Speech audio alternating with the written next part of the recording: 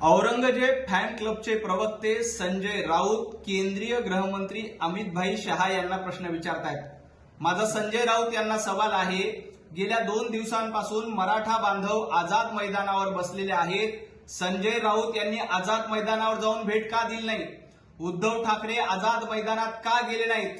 आणि माझा उद्धव ठाकरे यांना सवाल आहे की मराठा समाजाला ओबीसी मधून आरक्षण दिलं पाहिजे का?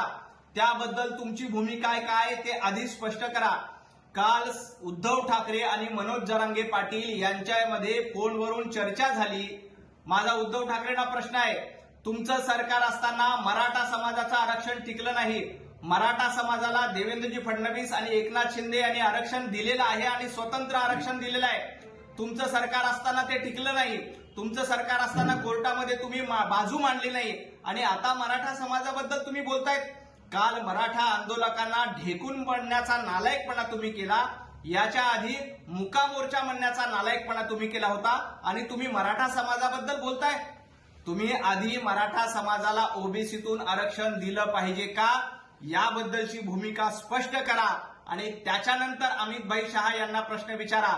अमित भाई शहा हे आरक्षणाच्या बाजूने आहेत, देवेंद्रजी फडणवीस हे आरक्षणाच्या बाजूने आहेत। त्याचमुळे स्वतंत्रपणे मराठा समाजाला 10% आरक्षण दिलंय हे संजय राऊत यांनी आधी ध्यानात घ्यावं। संजय राऊत यांचा नागरिक शास्त्राचा अभ्यास कच्चा आहे का असा माझा सवाल आहे। नागरिक शास्त्रामध्ये संजय राऊत यांना 0 मार्क पडले होते का? कारण मुंबईचा महापौर बाहेरचा नाही तर मुंबईचा नागरिकच होत असतो। जी लोक मुंबईमध्ये मतदान करू शकतात अशाच माणसाला मुंबईचा महापौर होण्याचा अधिकार असतो, हे संजय राऊत विसरले आहेत का? आणि सगळ्यात महत्वाचं म्हणजे मुंबईचा महापौर हा मराठी माणूस होणार आणि तो महायुतीचा होणार हे संजय राऊत यांना माहीत झालं आहे। त्यामुळं लढण्याआधीच संजय राऊत यांनी आपला पराभव मान्य केला आहे।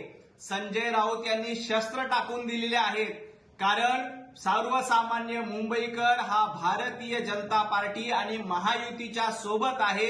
यामुळे संजय राऊत यांची तंत्रली आहेत। काल केंद्रीय गृहमंत्री अमित भाई शहा यांनी काय सांगितलं आणि काय नाही याचं उत्तर तुम्हाला मुंबईच्या निवडणुकीमध्ये निश्चितपणे मिळेल। परंतु यापुढे मुंबईमध्ये उभाटा गटाचा महापौर होणार नाही। उभाटा गटाला विधानसभेत लोकांनी घरचा रस्ता दाखवला, त्याच पद्धतीनं मुंबई महापालिकेत देखील उभाटा गटाला लोक घरचा रस्ता दाखवतील। कारण तुम्हाला लालबागच्या राजाला दर्शनाला गेलेलं आवडत नाही, पण औरंगजेबच्या कबरीवर गेला असतं तर तुम्हाला आवडलं असतं। अमित भाई शहा लालबागच्या राजाच्या दर्शनाला गेल्या तर तुम्हाला मिरच्या झोंबल्या, पण तेच अमित भाई शहा जर का औरंगजेबाच्या कबरीवर गेले असते तर तुम्ही स्वागत केलं असतं का? संजय राऊत हा नालायकपणा तुम्ही करू नका। सर्वसामान्य मुंबईकर अमित भाई शहा, देवेंद्रजी फडणवीस आणि भारतीय जनता पार्टीच्या पाठीशी आहे आणि लालबागचा राजा देखील सर्वसामान्य मुंबईकरांना भारतीय जनता पार्टीला आशीर्वाद देणार आहेत। तुम्हाला औरंगजेबाचे आशीर्वाद पाहिजे आहेत तर आम्हाला लालबागच्या राजाचे आशीर्वाद हवे आहेत। एबीपी माझा, उघडा डोळे बघा नीट।